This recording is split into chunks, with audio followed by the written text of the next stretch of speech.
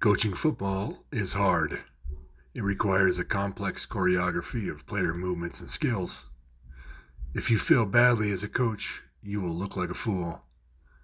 You will feel the eyes of contempt burning holes in your backside. As a coach, you must do whatever you can to evade failure. If you don't, your team will abandon you. So why do football teams fail? Talent certainly plays a part. Anyone who denies that is in denial of reality, but talent isn't the only factor. Football offenses succeed or fail based upon two additional core principles. They are the team's ability to block and the team's ability to fulfill their responsibilities.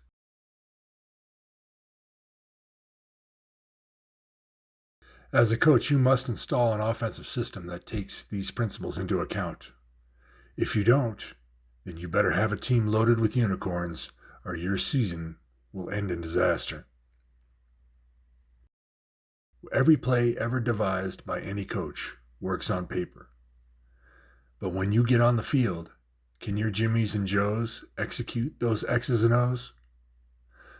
On the field, how are they blocking? Who are they blocking? Is your Jimmy even physically able to block their Joe?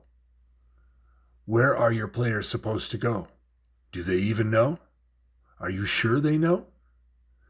When youth offenses fail, they typically fail because defenders are left unblocked and wreck the plays, and offensive players don't know where to go and what to do when they get there. It's prudent to install an offense designed to address these two potential points of failure. Installing an offense that the players can block for and an offense that is simple so that players can master it quickly. If you have a team of rookies or a team lacking unicorn talent, you are foolish and arrogant to attempt to install a complex or talent-dependent offense. You are overestimating your coaching ability. No coach is a miracle worker. If you try to impose a system on your team that your team cannot execute, then you and you alone are to blame for your team's failure. Don't guarantee failure. Give your team a chance. It's prudent coaching to pick a system that is simple to learn and one that your players can physically execute. A system that creates mechanical advantages and leverage on the defense. A system that is deceptive without requiring fancy ball handling or elaborate play designs. A system that can maintain possession, that is methodical, that can stay on schedule, move the sticks, flip the field, and shorten the game.